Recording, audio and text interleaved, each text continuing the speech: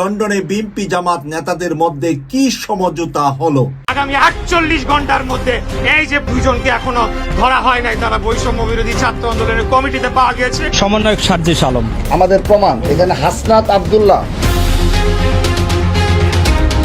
এদিকে ভয়াবহভাবে ফেঁসে যায় সার্জিস ও হাসনাত আব্দুল্লাহ। দেশে আবারও গৃহযুদ্ধ চলছে।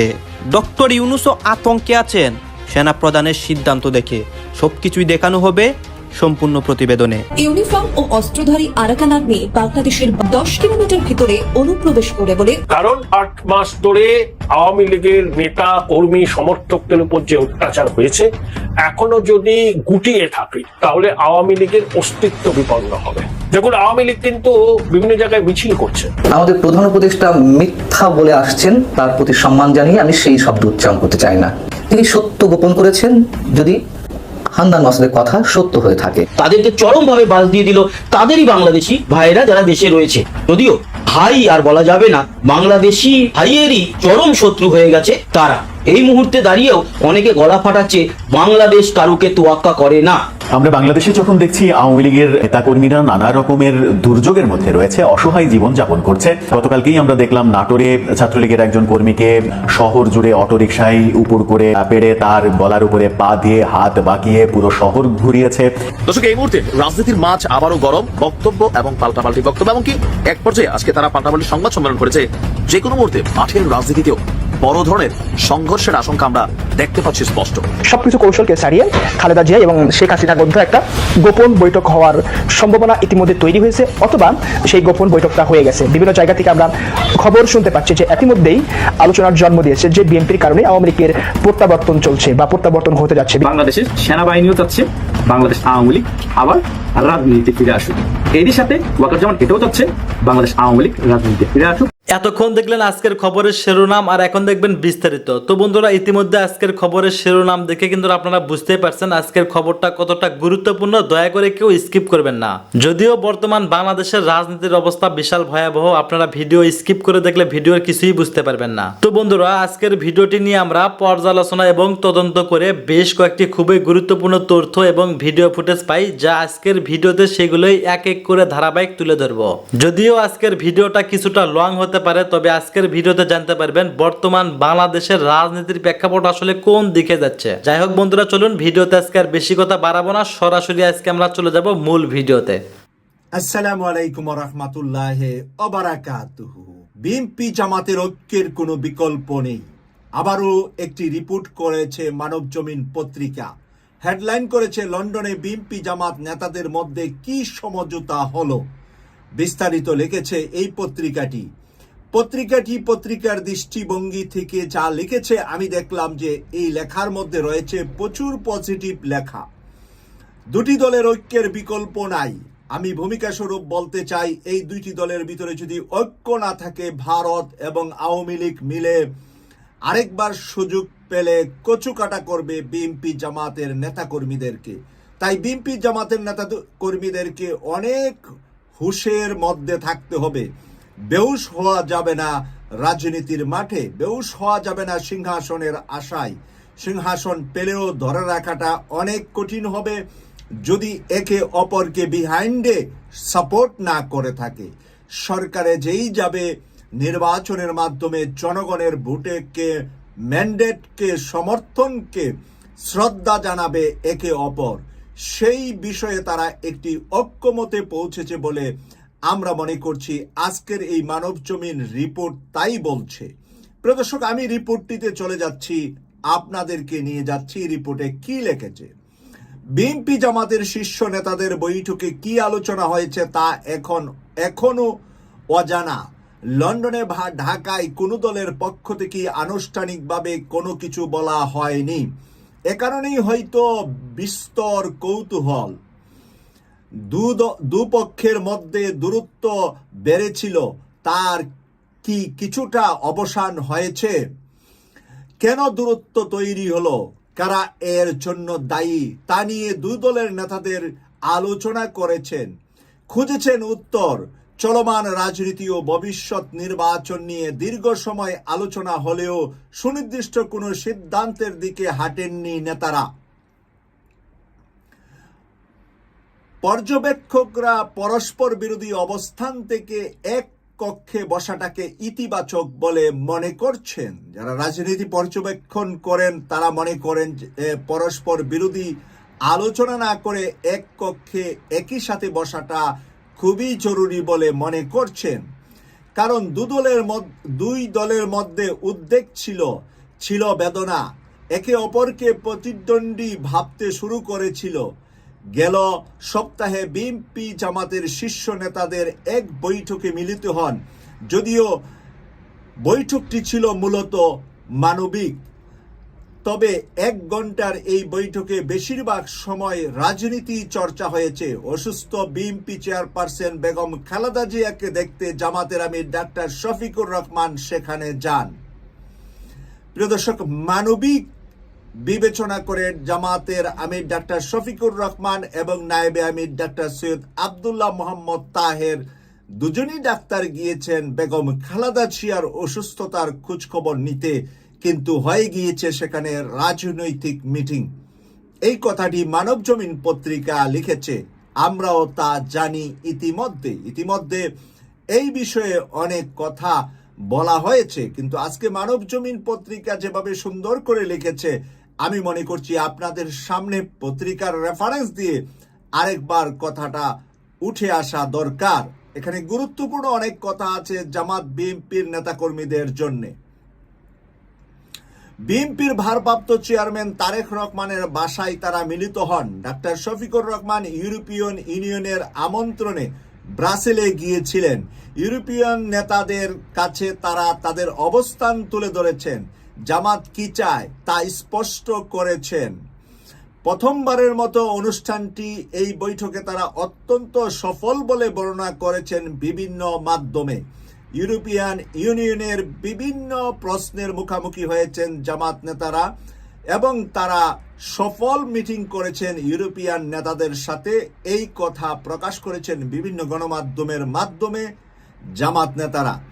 প্রিয় দর্শক, এখানে লিখেছে ইউরোপিয়ান নেতাদের কাছে তারা তাদের অবস্থান তুলে ধরেন, জামাত কি চায় তা স্পষ্ট করেন। এরপরে লিখেছেন বেগম জিয়ার সঙ্গে বৈঠক হবে এ নিয়ে কোনো জল্পনাও ছিল না। অনেকটা নাটকীয় ভাবেই ডাক্তার শফিকুর রহমান সেখানে হাজির হন। দুদলের শুভাকাঙ্ক্ষীরা এই বৈঠকের ব্যাপারে নানাভাবে তাগিদ দিয়ে আসছিলেন। দুটি দলের যারা শুভাকাঙ্ক্ষী আছে, বুদ্ধিজীবী আছে, যারা এই দুই দলের কাছাকাছি অবস্থান করছেন, তারা তাগিদ দিয়ে আসছিলেন এই দুইটা দলের শীর্ষ নেতাদের একটি বৈঠকের দরকার। এই বৈঠকের মাধ্যমে দেশে যে রাহাজানি চলছে, দেশে যে অন্যায় জুলুম চলছে, এখনো মানুষ মারা যাচ্ছে, এখনো ছাত্র মারা যাচ্ছে, এখনো জামাত বিএনপির মানুষ মারা যাচ্ছে, এই বিষয়টা থামানো দরকার বলে কিন্তু দুইটি দল থেকে তাগিদ দেওয়ার কারণে তারা দুইজন এবং শীর্ষ 4 জনের বৈঠকটি হয়েছে। বেগম জিয়ার সঙ্গে বৈঠক হবে এ নিয়ে কোনো কল্পনাও ছিল না। অনেকটা নাটকীয়ভাবে ডাক্তার শফিকুর রহমান সেখানে হাজির হন। এরপরে যেটা লিখেছে, তারেক রহমান নিজেই জামাতের আমিরকে স্বাগত জানান, যা ছিল অত্যন্ত আন্তরিকতায় ভরা। জনাব তারেক রহমান সাহেব অনেক আন্তরিকতার সাথে, বিনয়ের সাথে, সম্মানের সাথে তাদেরকে স্বাগত জানান। এই বিষয়টা নিয়ে আমি এর আগের ভিডিওতে কথা বলেছি আরো গভীরের অনেক কিছু। তো আজকে মানবজমিন যা লিখেছে আমি তাই বলবো, আমার নিজ থেকে কিছু বলছি না। এখানে লিখেছেন এই বৈঠকের ব্যাপারে নানাভাবে তাগিদ দিয়ে আসছিলেন। এর মধ্যে আগে অবশ্য ফোনালাপ হয় দুপক্ষের মধ্যে। তারেক রহমান নিজেই জামাতের আমিরকে স্বাগত জানান। আচ্ছা, তারপরে লিখেছেন নিজ হাতে তিনি তাদেরকে আপ্যায়ন করেন তার বাসভবনে। তারেক রহমান সাহেব নিজ হাতে তাদেরকে চা, নাস্তা, আপ্যায়ন, যতটুকু মেহমানদারি করা দরকার ততটুকু মেহমানদারি তারেক রহমান নিজ হাতে সম্মানের সাথে করেছেন জামাত নেতাদেরকে। প্রিয় দর্শক, এইটাই রাজনৈতিক সৌন্দর্য, সৌহার্দ্যপূর্ণ হবে। কারণ তারেক রহমান যদি বাংলাদেশের প্রধানমন্ত্রী হয় আর জামাতের ডাক্তার শফিকুর রহমান যদি তাকে সহযোগিতা বিহাইন্ডে না করে, বাংলাদেশে তারেক রহমান সাহেব প্রধানমন্ত্রী হয়ে 5 বছর রাষ্ট্র পরিচালনা অনেক কঠিন হবে। কারণ বাংলাদেশকে নিয়ে ষড়যন্ত্র যেভাবে ভারত করছে, আওয়ামী লীগ করছে, এখানে টিকে থাকতে হলে জামাত আর বিএনপি একে অপরের ঢাল হিসাবে, একে অপরের মাসল একেবারে এক সারিতে থাকতে হবে। নতুবা জামাত ক্ষমতায় গেলে বিএনপি যদি জামাতের উল্টা চলে তাহলে জামাতের জন্য কঠিন হবে রাষ্ট্র পরিচালনা করা। আবার বিএনপি ক্ষমতায় গেলে জামাতের মাসুল যদি, তাদের শক্তি যদি বিএনপির পিছনে না থাকে তাহলে বিএনপির জন্য রাষ্ট্র পরিচালনা অনেক কঠিন হবে। সেই কারণে এই দুইটি দল যদি আভ্যন্তরীণ মানসিকভাবে একে অপরের পরে সহনশীল বিরোধী দল হন তাহলে রাষ্ট্রের কল্যাণ এবং বাংলাদেশের কল্যাণ হবে। সেই কল্যাণের দিকে তাগিদ দিয়েছেন বুদ্ধিজীবীরা, তাগিদ দিয়েছেন ডানপন্থী মেধাবীরা, তাগিদ দিয়েছেন শিক্ষাবিদরা, রাজনৈতিক বিশ্লেষকরা, যে আপনারা দুইজন বসেন এবং আলাদা আলাদা নির্বাচন করেন, একটি সরকারি দল একটি বিরোধী দল হবে। এই কথা আমি বলে আসছি গত 8 মাস যাবত, এবং আমার সাথে আমি মনে করছি যে আপনারাও একাত্মতা বোধ করবেন যারা নাকি বিএনপি এবং জামাতকে ভালোবাসেন। এই ভালোবাসাটা যেন আপনারা ওই জায়গায় লালন করেন যে আপনারা দেশপ্রেম এবং দেশকে, দেশের মাটি এবং মানুষকে ভালোবেসে লালন করতে হবে। সাময়িক সময়ের জন্য, সাময়িক 5 বছরের জন্য হয়তোবা আপনি মন্ত্রী হবেন, এমপি হবেন, কিন্তু আপনি দীর্ঘকাল বাংলাদেশকে কোথায় নিয়ে যাবেন, কতটুকু আপনি বাংলাদেশের নিরাপত্তা দিতে পারবেন, সেই বিষয়ে কিন্তু কনসার্ন আছে, সেই বিষয়ে কিন্তু দুশ্চিন্তা আছে।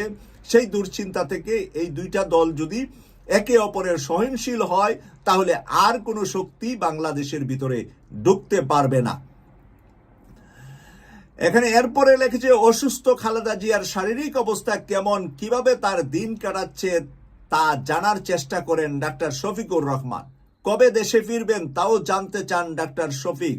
এরপর ধীরে ধীরে রাজনৈতিক আলোচনা শুরু হয় তাদের মধ্যে।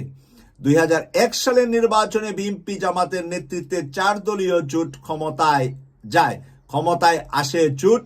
বাংলাদেশের ইতিহাসে প্রথমবারের মতো সরকারের স্থান পায় জামাত। মতিউর রহমান নিজামী ও আলী আহসান মোহাম্মদ মুজাহিদ মন্ত্রী হন। প্রিয় দর্শক, এরপর লেখছে যে এরপর দূরত্ব বাড়তে থাকে। কোথায় থেকে দূরত্ব বাড়তে থাকে? এখানে লেখেছে মতিউর রহমান নিজামী, আলী আহসান মোহাম্মদ মুজাহিদ মন্ত্রী হন, যা নিয়ে প্রচন্ড আলোচনা সমালোচনা।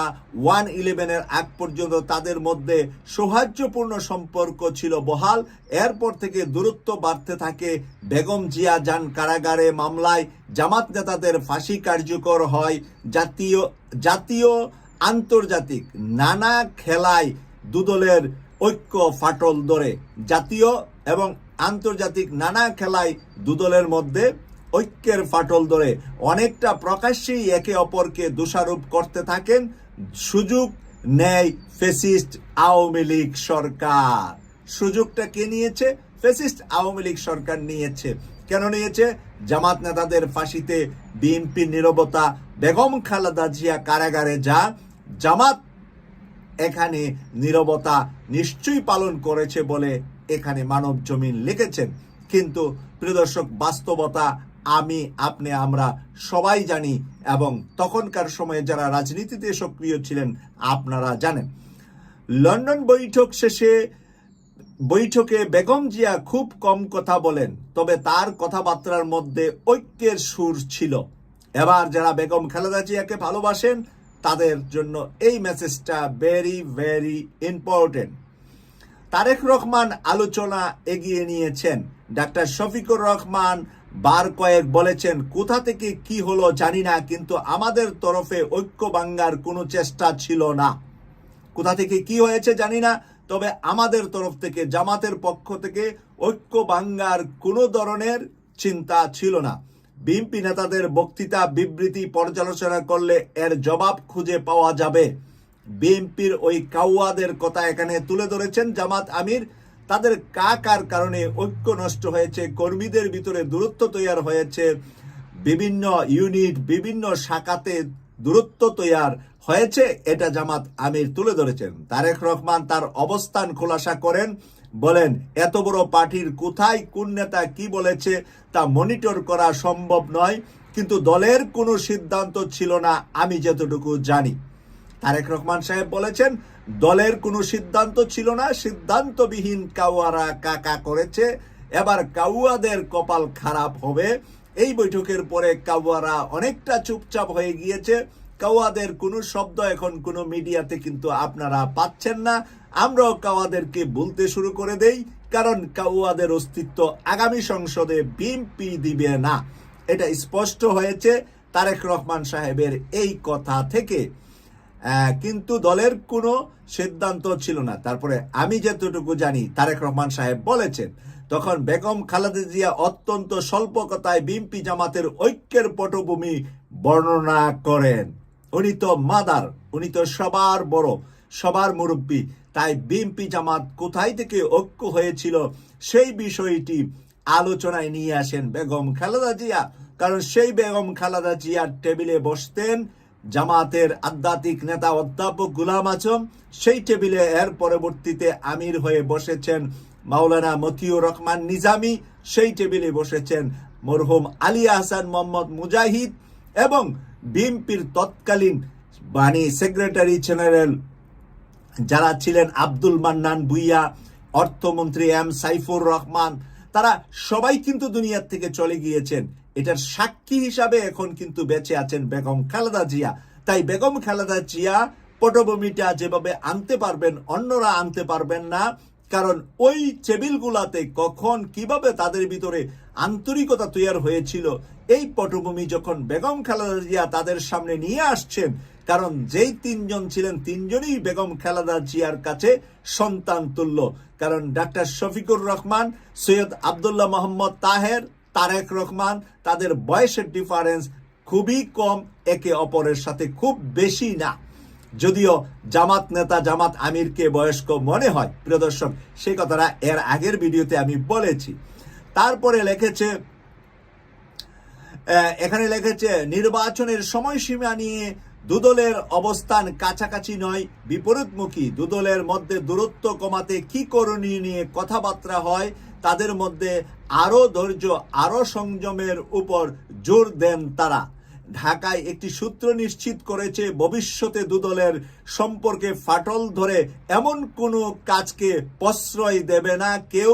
সেই বিষয়ে তারা এক অলিখিত সিদ্ধান্তে পৌঁছেছেন। Great, congratulation.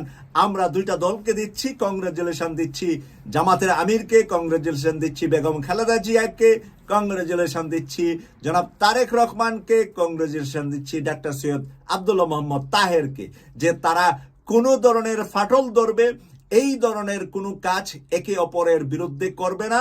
এটা একটা অলিখিত সিদ্ধান্তে তারা পৌঁছেছেন, এবং এই সিদ্ধান্তটাই আগামীকাল বাংলাদেশকে নিয়ে যাবে অনেক উচ্চ আসনে, যেখানে এখন বর্তমান প্রধান উপদেষ্টা ডক্টর ইউনূস স্যার যেভাবে আন্তর্জাতিক অঙ্গন থেকে বাংলাদেশকে এগিয়ে নিয়ে যাচ্ছে, সেই এগিয়ে নেওয়া যাওয়ার ধারাটা অব্যাহত থাকবে।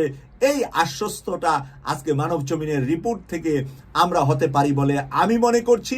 আপনারা কি মনে করছেন? আপনাদের মতামত লিখবেন কমেন্টস করে। কেটিভি 24 এর পাশে থাকবেন। এই আসসালামু আলাইকুম রাহমাতুল্লাহি ওয়া বারাকাতুহু। সম্মানিত দর্শক, অতি সম্প্রতি এটি খবর আমাদের মূল ধারার যে গণমাধ্যম মেইন স্ট্রিম মিডিয়া, সেখানে ব্যাপকভাবে প্রচারিত হয়েছে। সেটি হলো ঢাকার বিভিন্ন জায়গাতে আওয়ামী লীগ ঝটিকা মিছিল করেছে। তার মধ্যে উত্তরাতে যে ঝটিকা মিছিলটি করেছে সেটা বেশ বড়সড় আকারে হয়েছে, দীর্ঘ সময় ধরে হয়েছে, এবং উত্তরাতে এই যে মিটিংটি বা ঝটিকা মিছিলটি আওয়ামী লীগ করবে, এটি ওখানকার স্থানীয় নেতৃবৃন্দ জানতো, পুলিশ জানতো, প্রতিপক্ষ জানতো, কিন্তু কেউ কিছু করতে পারেনি। এগুলো নিয়ে আওয়ামী বিরোধী যারা শক্তি, যারা আওয়ামী লীগকে ফ্যাসিবাদ রূপে, স্বৈরাচার রূপে আওয়ামী লীগের পতন কামনা করে, তাদের জন্য এটা রীতিমতো একটা বজ্রপাত, এবং সরকারের জন্য রীতিমতো একটা অস্থির খবর। অতীতে যা হয় সেটা হলো সরকার সবসময় তার প্রতিপক্ষকে দমনের জন্য পুলিশকে ব্যবহার করে। তো এক্ষেত্রেও আওয়ামী লীগের মিছিল কেন নামলো এবং সেই মিছিল ভবিষ্যতে যেন নামতে না পারে, এ সকল বিষয় নিয়ে পুলিশ বাহিনীকে রীতিমতো সরকারের পক্ষ থেকে দায়ী করা হচ্ছে। এবং যিনি স্বরাষ্ট্র মন্ত্রণালয়ের দায়িত্বপ্রাপ্ত কর্তা রয়েছেন, এই ভদ্রলোক নিরেট ভদ্রলোক মানুষ, সহজ সরল জীবন, কথাবার্তা একদম অকপটে সব বলে ফেলেন। তিনি পুলিশকে জিজ্ঞাসা করেছেন বা পুলিশকে দায়ী করেছেন যে কেন এইভাবে একটা আওয়ামী লীগ মিছিল করতে পারলো। দ্বিতীয়ত তিনি নির্দেশনা দিয়েছেন যে আগামীতে যেন আওয়ামী লীগ কোনো অবস্থাতে এই ধরনের মিছিল করতে না পারে। তো প্রথমত আওয়ামী লীগের মিটিং করা, আর দ্বিতীয়ত স্বরাষ্ট্র উপদেষ্টার এই ধরনের বক্তব্য, এটি নিয়ে মূল ধারার গণমাধ্যমে ব্যাপক আলোচনা চলছে। তার সঙ্গে সঙ্গে সামাজিকে যারা মাধ্যমে কথা বলেন, কন্টেন্ট ক্রিয়েট করেন, তারাও কিন্তু তাদের মূল্যবান বক্তব্য তুলে ধরছেন। তাদের বক্তব্যটা হলো যে আওয়ামী লীগ তো এখন পর্যন্ত নিষিদ্ধ হয়নি, তো আওয়ামী লীগ নিষিদ্ধ হয়নি, কাজেই তাদেরকে মিছিল করতে দেয়া হবে না। এটা কেন স্বরাষ্ট্র উপদেষ্টা বললেন?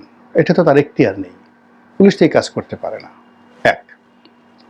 দুই নম্বর হলো যে পুলিশকে এই কথা বলে তিনি তো সেই আগের যে ফ্যাসিবাদী ব্যবস্থা, জামাতকে দমন করার জন্য আওয়ামী লীগ যে কাজ করেছে, বিএনপিকে দমন করার জন্য আওয়ামী লীগ যে কাজ করেছে, ঠিক সেম কাজটি করলেন। তো তিনি এই পুরো পরিস্থিতি কেন রাজনৈতিকভাবে মোকাবেলা করলেন না? তাকে নিষিদ্ধ করেন অথবা কাউন্টার মিছিল করেন আপনার লোকজনকে দিয়ে, বিএনপিকে দিয়ে, বৈষম্য বিরোধী ছাত্রদেরকে দিয়ে। কেন তারা সেই কাজগুলো করতে পারছে না? এইগুলো নিয়ে চুলচেরা বিচার হচ্ছে, বিশ্লেষণ হচ্ছে। এখন আওয়ামী লীগের মিছিল দমন করার জন্য পুলিশ দায়িত্ববান হবেন কিনা, পুলিশ মুভ করবে কিনা, এগুলো নিয়ে নানা রকম গুজব ছড়িয়ে পড়েছে। সত্য এবং মিথ্যা আমি বলতে পারবো না, কিন্তু সামাজিক মাধ্যমে নানা রকম পোস্টার এবং ব্যানার লক্ষ্য করা যাচ্ছে।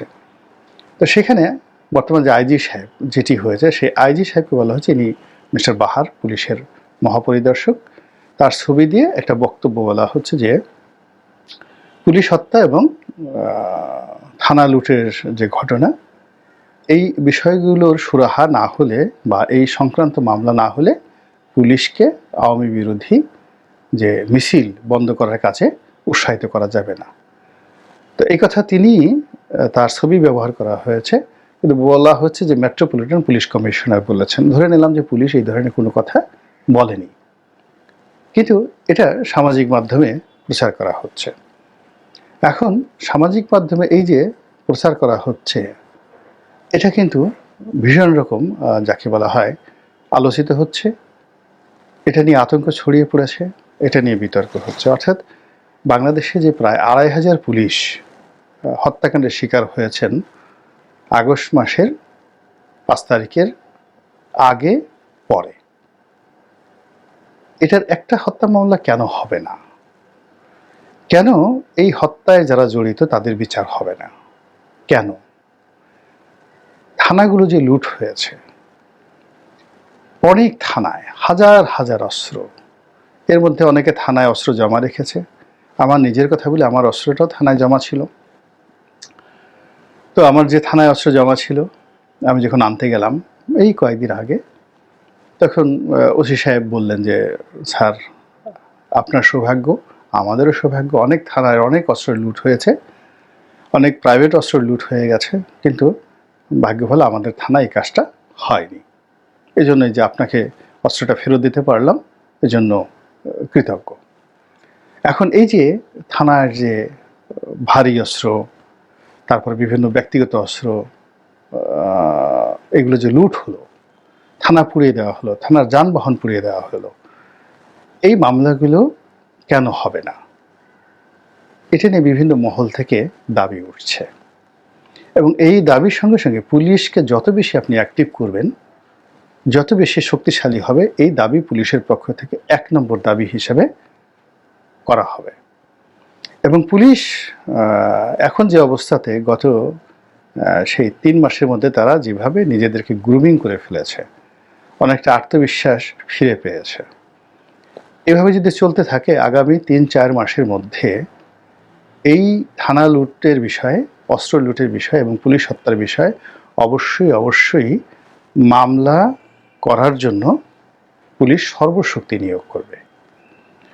আপনি বোঝার চেষ্টা করুন যে সেই বিডিআর পিলখানা হত্যাকাণ্ড হয়েছে 2009 সালে, সেটি কত মানুষের শাস্তি হলো, কত মানুষ চাকরি হারালো, বিডিআরের নামটি চলে গেল, কিন্তু ওই যে অসন্তোষ রয়ে গেছে, এখন আবার নতুন করে কমিশন হয়েছে। ওই যে 71-এর রাজাকার আলবদর আর শামস যে হত্যাকাণ্ডগুলো ঘটিয়েছে, দেখেন সেই যুদ্ধাপরাধের বিচার হয়েছে। আবার এখন যে বিচারের জন্য এই যুদ্ধাপরাধ ট্রাইব্যুনাল গঠন করা হয়েছিল, আইসিটি, ইন্টারন্যাশনাল ওয়ার ক্রাইম যে ট্রাইব্যুনাল, তো সেই ট্রাইব্যুনালে এখন আবার আওয়ামী লীগ নেতাদের বিচার হচ্ছে। সেখানে রাশেদ খান মেনন, হাসিনা লোকানিউ, তারপরে সালমান এফ রহমান, তারপরে আইনমন্ত্রী আনিসুল হক, সাবেক আইনমন্ত্রী, এরপর সাবেক খাদ্যমন্ত্রী কামরুল ইসলাম সহ সব নেতাদেরকে সেখানে পিঠ মোড়া করে বেঁধে প্রথমে সেখানে তাদেরকে খুব জামায়াতে আনা হতো, আর এখন তাদের সেই সম্পর্কে নেতিবাচক কথাবার্তা হচ্ছে যে তারা কোর্টে এসে ভাব দেখান, হাসেন, হাত নাড়েন, তারপর সে বিভিন্ন মন্তব্য করেন, দেখা হবে, আবার যুদ্ধ করব, বেঁচে থাকতে হবে লড়াই করে, ভালো আছি, দোয়া করো। তো এই যে হাত নাড়ানোর কারণে তাদের দেখা গেল যে প্রথমে তাদেরকে হাত করা পড়ানো হলো সামনে, এবং এতেও তাদের লজ্জা হয়নি, তারা সেই হাত নাড়াচাড়ি করতো হাত করা পড়া অবস্থায়। এখন দেখলাম যে এদেরকে পিঠ মোড়া করে বেঁধে পিছনে হ্যান্ডকাপ পরিয়ে, তারপর হেলমেট, পুরো হেলমেট মাথায় দিয়ে এমনভাবে আনা হচ্ছে যে তারা মাথা উঁচু করতে পারছেন না, তাদের যে 32টা দাঁত বের করে যেটা ভেস্কি দিবেন ওই অবস্থা এখন আর তাদের কারোর নেই। বরং কয়েকদিন আগে সাবেক যে খাদ্যমন্ত্রী বা সাবেক আইনমন্ত্রী কামরুল ইসলাম ঢাকা কোর্টে গিয়ে একটা বেশ লাটগিরি দেখিয়েছিলেন। তিনি হেঁটে উঠতে পারবেন না, গালাগালি করেছেন, ফাজলামও পেয়েছো, মস্কারা পেয়েছো, লিফট চালু নাই কেন। তো এই যে তার চেয়ে বয়স্ক মানুষ ডক্টর মোহাম্মদ ইউনূসকে যখন এভাবে উঠানো হতো তখন তো তিনি এই ধরনের কথা বলেননি। তো এই যে তার কারণে কি হলো, এখন দেখা গেল যে তাকে এই কোর্টে উঠানোর আগে এখন পিঠমোড়া করে বেঁধে তারপরে তাকে হ্যান্ডকাপ পরিয়ে উঠানো হচ্ছে, এবং এই হ্যান্ডকাপ পরানোর সময় তিনি বলছেন যে আস্তে করে আমি খুব ব্যথা পাচ্ছি। এই যে কণ্ঠটা যে তার নরম হয়ে যাচ্ছে। তো তদ্রূপ মানে পুলিশ এমন একটা সংগঠন, এটা বাংলাদেশের সবচেয়ে প্রাচীনতম সংগঠন, পাক ভারত উপমহাদেশের সবচেয়ে বনেদি এবং সবচেয়ে প্রাচীনতম সংগঠন। এটার যে রুলস অফ বিজনেস, এটি আমাদের সেনাবাহিনীর চাইতে বেটার। এদের যে ট্রেনিং, এদের যে রেকর্ড, আপনি কি দেখেন আর্মি মিউজিয়ামে, সেনাবাহিনীর মিউজিয়ামে তাদের যে রেকর্ড রয়েছে তার চেয়ে পুলিশের যে রেকর্ড অনেক স্ট্রং, অনেক স্ট্রং। এবং পাবলিকের সঙ্গে অ্যাকশন রিয়াকশন, রাজনীতি নিয়ন্ত্রণ, মুহূর্তের মধ্যে পরিবর্তিত পরিস্থিতির সঙ্গে অ্যাডাপশন, এই ক্ষমতা সরকারি কর্মকর্তাদের মধ্যে সবচেয়ে বেশি আছে পুলিশের। তো সেই পুলিশের 2500 সদস্যর হত্যাকাণ্ড, 2.25 লাখ পুলিশ, আপনার কি মনে হয় লেমন জুস খাবে, ফিডার খাবে, বা মুখে সেই চুষনি দিয়ে তারা চুচু করবে না। যখনই সুযোগ পাবে তখনই তারা গর্জে উঠবে, এবং এমনভাবে গর্জে উঠবে এই আওয়ামী লীগ লোকদের হাত করা পরানো দেখেই আপনার সেটা আন্দাজ করা উচিত। যে কয়দিন আগে এই পুলিশের, এখন বলা হয় যে পুলিশের 90% কর্মকর্তা আওয়ামী লীগের, তো 90% কর্মকর্তা আওয়ামী লীগের হলে সেই কর্মকর্তাদের দ্বারা আওয়ামী লীগের নেতাদের কি অবস্থা হচ্ছে। তো এখন যারা আছেন তারা অনেকে হয়তো বিএনপির হয়ে গেছেন, অনেকে জামাতের হয়ে গেছেন, অনেকে হয়তো সেই ডক্টর মোহাম্মদ ইউনূসের দলের লোকজন হয়ে গেছেন, কিন্তু পরিবর্তিত পরিস্থিতিতে তাদের চোখ উল্টাতে বা কারো হাতে হাত করা পরাতে কিংবা পিঠমোড়া করে বাঁধতে তাদের 1 মিনিটও দেরি লাগবে না, এবং এটা হবেই। মানে পুলিশ যদি থাকে, আপনি যদি পুলিশ পুরো ব্যান্ড করে দেন, এখানে নাম যদি রাখেন পুলিশ, নাম যদি রাখেন পুলিশ, এবং প্রতিটি সদস্যকে বাদ দিয়ে জুলাই আগস্ট বিপ্লবের ছাত্রদেরকে এখানে নিয়োগ দেন, সেটা একটা ভিন্ন ইতিহাস হতে পারে। কিন্তু যতক্ষণ পর্যন্ত উর্দি আছে, পুলিশের রেকর্ড আছে, এবং যতক্ষণ পর্যন্ত এই ট্রেডিশন, সেই পুলিশ অ্যাক্ট আছে, যতক্ষণ পর্যন্ত সিআরপিসি আছে, বাংলাদেশ পেনাল কোড আছে, এবং ফৌজদারি কার্যবিধি, দণ্ডবিধি যতক্ষণ পর্যন্ত তাদের ফেভারে আছে, ততদিন পর্যন্ত, সেটা আজকে হোক, কালকে হোক, 5 বছর পরে হোক, 10 বছর পরে হোক, 20 বছর পরে হোক, এগুলো নিয়ে মামলা হবেই হবেই হবেই। আচ্ছা, এখন চিন্তা করেন, মামলা যদি হয় তাহলে কি এগুলো কি সজীব ওয়াজিদ জয়ের বিরুদ্ধে হবে, জাহাঙ্গীর কবির নানকের বিরুদ্ধে হবে, শেখ হাসিনা থানা পুড়িয়েছেন, থানা লুট করেছেন তার বিরুদ্ধে হবে, নাকি সাবেক স্বরাষ্ট্রমন্ত্রী আসাদুজ্জামান খান কামাল বিএনপিকে ম্যানিপুলেট করার জন্য, বৈষম্য বিরোধীদেরকে দায়ী করার জন্য নিজ হাতে নিজ হুকুমে তিনি থানা পুড়িয়েছেন, এভাবে মামলা হবে? নাকি ইতিমধ্যে যে সকল তথ্য সংগ্রহ করা হয়েছে, উপাত্ত সংগ্রহ করা হয়েছে, যে সকল বক্তব্য রেকর্ড করা হয়েছে, যে সকল ব্যক্তিদেরকে অ্যাসার্টেন করা হয়েছে, এবং যে সকল কথাবার্তা আকাশে বাতাসে উড়ে বেড়ায়, তাদের উপর ভিত্তি করে যদি আগামীতে এই মামলাসমূহ পরিচালিত হয়, তাহলে কি হবে? কারা আসামি হবেন? তখন কেমন একটা রাজনৈতিক পরিস্থিতি হবে? কারা গ্রেপ্তার বরণ করবেন? এবং সেই ঘটনায় কারা লাভবান হবেন, কারা খুশি হবেন, এবং কারা বেজার হবেন? দেখুন তো একটু হিসাব করে, আপনার কাছে কি মনে হয় না যে স্বাধীনতার পর থেকে আজ অবধি বাংলাদেশে জাতীয়ভাবে যত দুর্ঘটনা ঘটেছে, বিস্তৃতির দিক থেকে সবচেয়ে বড় দুর্ঘটনা এইবারের থানা লুট, পুলিশ হত্যা। ফলে এটাকে আপনি খুব বেশি দিন ধামাচাপা দিয়ে রাখতে পারবেন না। এবং এটার জন্য যে কেবলমাত্র ভুক্তভোগী তারা দায়ী হবেন তা নয়, আগামীতে যারা ক্ষমতায় আসবেন তারা এটাকে প্রতিপক্ষকে দমন করার জন্য রোষানল হিসেবে ব্যবহার করবেন, এবং সেই রোষানলে কত মানুষের যে কপাল পুড়বে। সবাই যে অপরাধী তা না, অনেক নিরপরাধ লোকেরও কপাল পুড়বে। আল্লাহ আমাদেরকে সেই ভয়াবহ দিন থেকে রক্ষা করুন, হেফাজত করুন। আসসালামু আলাইকুম ওয়া রাহমাতুল্লাহি ওয়া বারাকাতুহু। ধন্যবাদ প্রিয় দর্শকবৃন্দ, আমাদের ফুল ভিডিওটি দেখার জন্য এবং আমাদের ফুল নিউজটি ওয়াচিং করার জন্য আপনাকে জানাই অসংখ্য অসংখ্য ধন্যবাদ।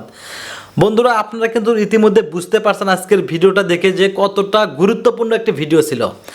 আজকের এই গুরুত্বপূর্ণ ভিডিওটি, লং ভিডিওটি দেখার পরে আপনাদের মনের মাঝে কী প্রশ্ন, অবশ্যই সেটা কমেন্ট বক্সে কমেন্ট করতে ভুলবেন না। আর হ্যাঁ, এমন নিত্য নতুন আপডেট খবর সবার আগে পেতে চাইলে এখনই আমাদের এই পিচ্চি সাকিব ইউটিউব চ্যানেলটি সাবস্ক্রাইব করতে হবে।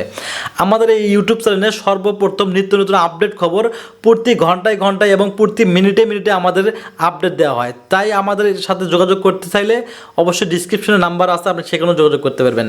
তো বন্ধুরা, এমন নিত্য নতুন আপডেট খবর সবার আগে পেতে চাইলে অবশ্যই আমাদের এই ইউটিউব চ্যানেলটি সাবস্ক্রাইব করতে হবে। ধন্যবাদ।